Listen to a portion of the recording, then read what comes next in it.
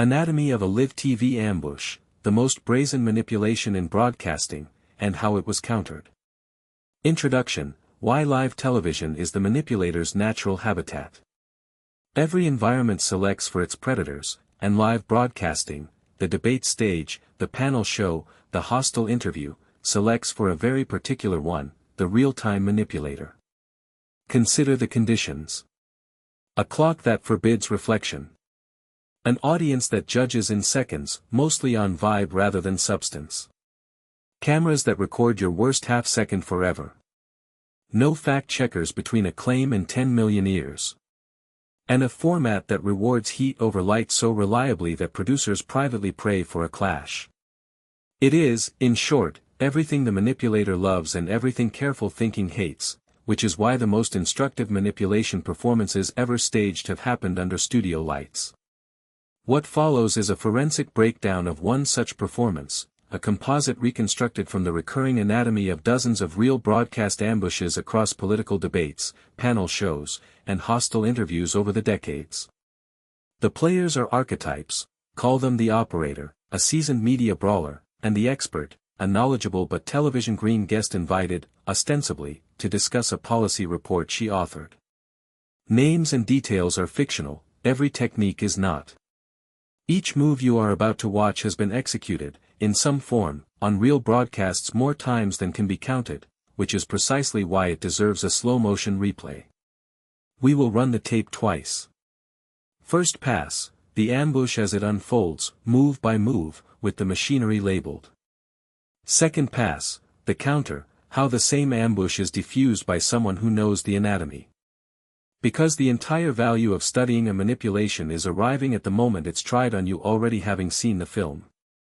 First pass, the ambush, move by move. Minute 1, the poisoned introduction.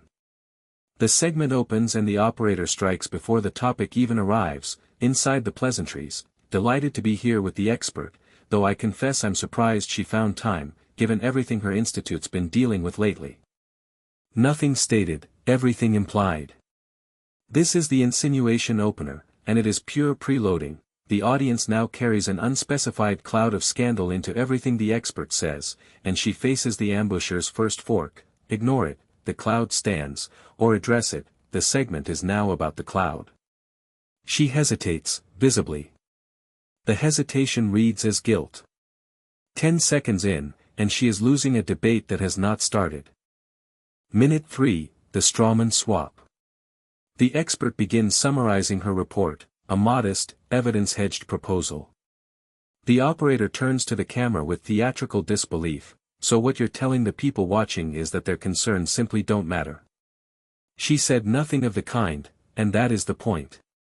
The strawman is not a misunderstanding, it is a substitution.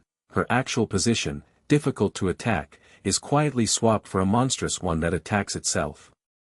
Better still for the operator, the swap is addressed to the audience, not to her. She is already being talked about in the third person on her own segment, a status move as old as rhetoric. Minute 5, the Gish gallop. The expert starts to correct the distortion, and the operator unleashes the flood, 5 accusations in 40 seconds, a misquoted statistic, an out-of-context sentence from an old paper, a guilt by association, people who share your view also said, an appeal to a study no one can check live, and a sneer at her credentials. This is the gallop, named by scientists who debated professional deniers, the technique of emitting falsehoods faster than truth can be restored, because a claim takes 5 seconds to make and 5 minutes to unmake.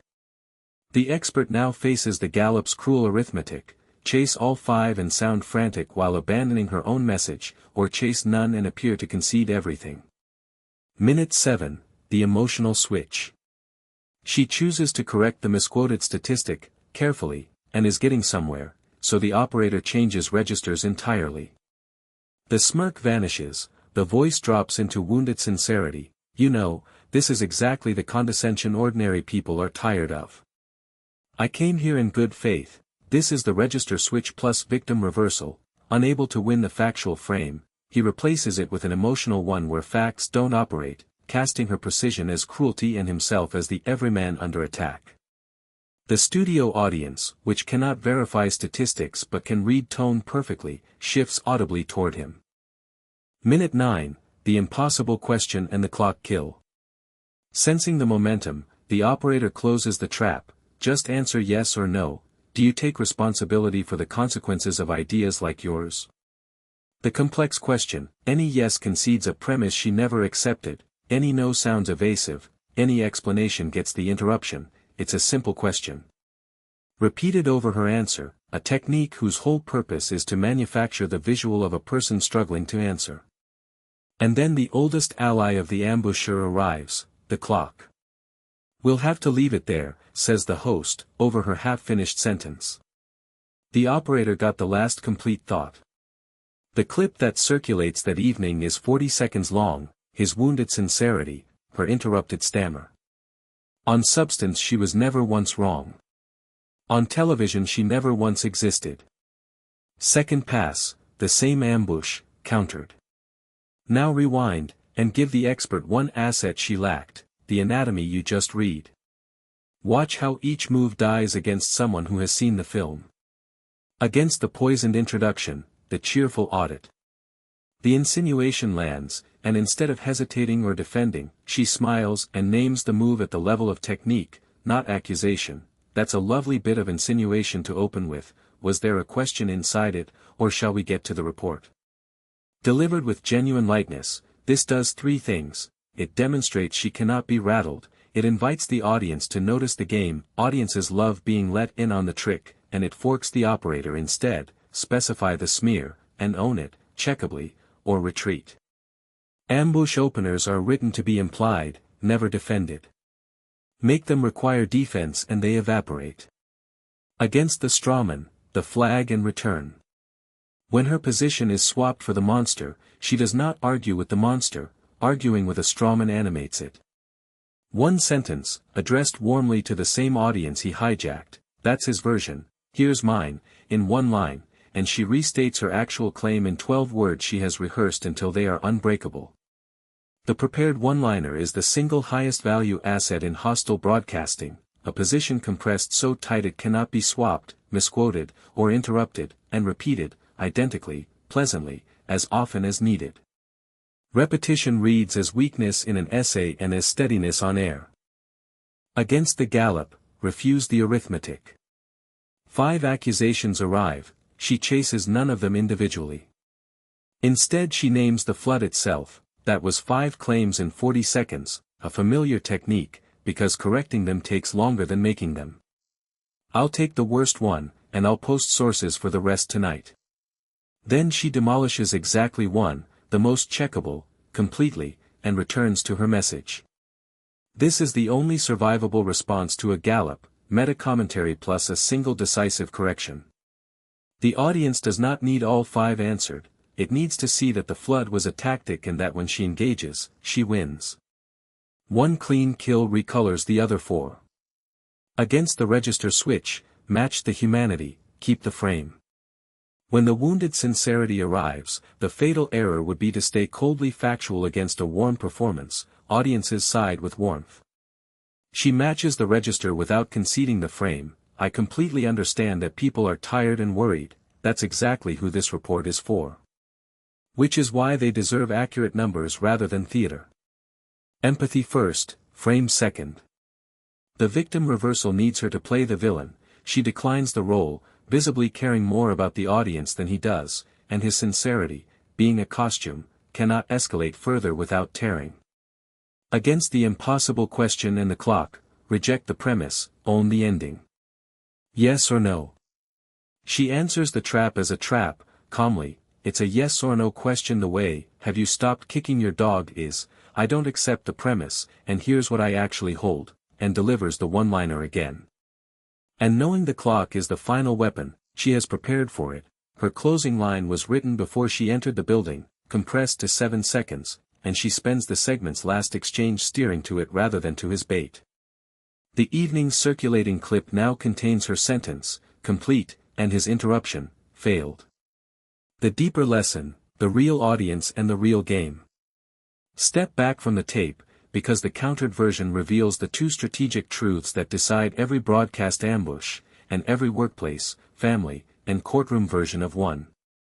First, the manipulator was never talking to his opponent, and the defense must not be either. Every move in the ambush, the insinuation, the strawman, the wounded pivot, was theater for the third party, the audience, the jury, the colleagues around the meeting table. The instinct of honest people under attack is to persuade the attacker, which is both impossible and irrelevant. The expert's every counter, you'll notice, was really addressed outward, naming techniques so the audience could see them, offering sources they could check, showing them more warmth than the man performing warmth. In manipulative combat, the opponent is a prop. The audience is the game. Second, composure is not a personality trait, it is preparation wearing a calm face. Nothing the countered expert did required genius in the moment, the one-liner, the closing line, the gallop response, even the cheerful audit of the opening smear were all built in advance, because the ambush itself is built in advance. Manipulators rehearse, therefore so must their targets. The performer who seems unshakable on live television has simply seen the film more times than the person trying to ambush her. Conclusion: you are on air more often than you think. Few readers will ever sit under studio lights. Every reader, though, regularly enters the amateur version of that studio, the meeting where a rival reframes your proposal into something monstrous in front of the boss, the family dinner where an insinuation lands over the salad, the group chat where 5 accusations arrive faster than one can be answered. The formats differ, the anatomy, poisoned openings, strawman swaps, galloping floods, register switches, impossible questions, and the race for the last word before the clock, is identical, because it exploits the same permanent conditions, time pressure, watching eyes, and the gap between how fast a lie is made and how slowly it is unmade. So keep the counter tape, not the ambush, as your reference film. Name techniques cheerfully instead of defending against implications. Carry your position in one unbreakable sentence. Answer floods with one clean kill and a flag. Match warmth without surrendering frames. Refuse premises politely, and write your closing line before you walk into the room. None of it requires becoming a performer, only refusing, calmly and in front of everyone, to play the part the manipulator scripted for you. The most brazen manipulation in broadcasting, it turns out, has always had the same weakness in every studio it was ever tried, a target who has seen the film, smiling slightly, entirely unhurried, talking past the prop to the people who are actually watching.